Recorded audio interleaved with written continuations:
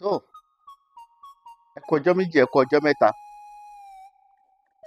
Ẹ mọ̀ wá tẹ́lẹ̀ látàná kó tó dòní, iléeṣẹ́ The Oilfem Herbal Ventures. Iṣu ògìrìṣákọ́ tàbí ewé ògìrìṣákọ́ lórí tí mo mú dání. Kí ni wọ́n ń pè lógìrìṣákọ́? Ògìrìṣákọ́ igi ni tó máa ń wù lóko. Tẹ́ bá ti rí i, yóò lẹ́gùn lára, gbogbo ara ẹ̀ báyìí láti lẹ̀ dókè ẹ̀gún ni. Ṣé orí ògìrìṣákọ́ ń lo nílò tó bá fẹ́ fi ṣiṣẹ́ tí mo fẹ́ fi hàn yìí? Iṣẹ́ ìṣẹ́gun ọ̀tá ni. Iṣẹ́ tá a fi ṣẹ́gun ọ̀tá, tá a fi rẹ́yìn òdì. Kí lo wá nílò láti ṣe? Ṣé orí ògìrìṣákọ́ tó lanu, wọ́n bá rí bẹ́lẹ̀ yìí ṣe lanu yìí, ògìrìṣákọ́ tó lanu yìí, wọ́n wàá gé díẹ̀ nísàlẹ̀ ewé yẹn tí mo fi ń hàn yìí.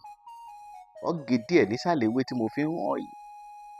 Wọ́n wàá fòdìdí atare kan, wọ́n fi sí i. Odidi atare kan ni o. Wọ́n fòdìdí atare kan sí i. Lẹ́yìn tó bá ti fòdìdí atare kan sí i, ó bá parí.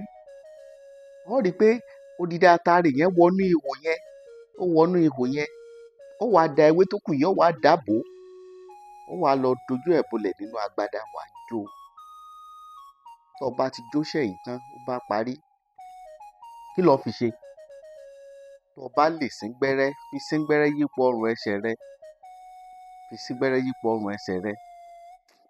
Ògo tí ń jẹ́ Olódùmarè, ó ṣẹ́gun ọ̀tá. Báyé bá ń pè ọ́, bí wọ́n bá fi bí wà ọ́ bọ̀, wọn ò ní bá ọ lé. Bí wọ́n bá pète aburú sọ́nà fún ọ, wọn ò ní rìnà lọ́jọ́ ọ̀hún. Bí wọ́n bá wá ń fi bí wà ọ́ bọ̀ wálé, wàhálà ọ́ ti jáde lẹ́kọ̀tà ó tó dé o. Ìṣẹ́gun ayé tó dájú ni. Báyé bá tafà kò ní bà ọ́. Báyé bá ṣépè kò ní san ọ́. Kò sí ní táyé lè ṣe sẹ́ni tó bá níṣẹ́ yìí lára. Láṣẹ Elédùmarè lọ́la bá àmì àbẹ̀fẹ́ tí ó ràn lúwẹ̀ o.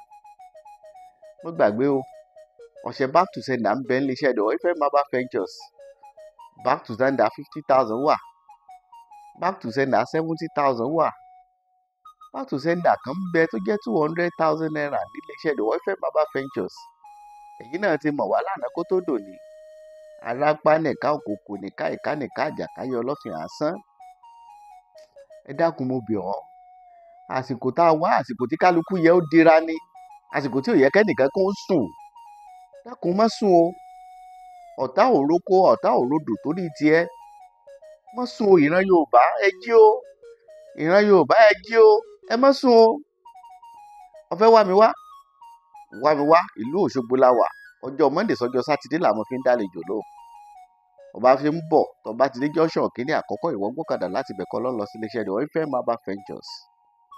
Nọ́mbà tó lè pè mí sí rè 090 65 63 61 84 090 65 63 61 84.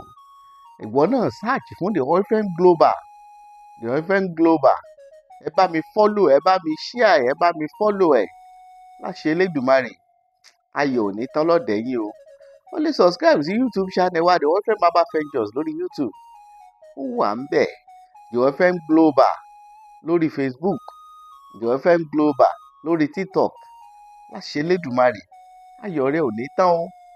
Ká fi ire pàdé láṣẹ Aládùmarè.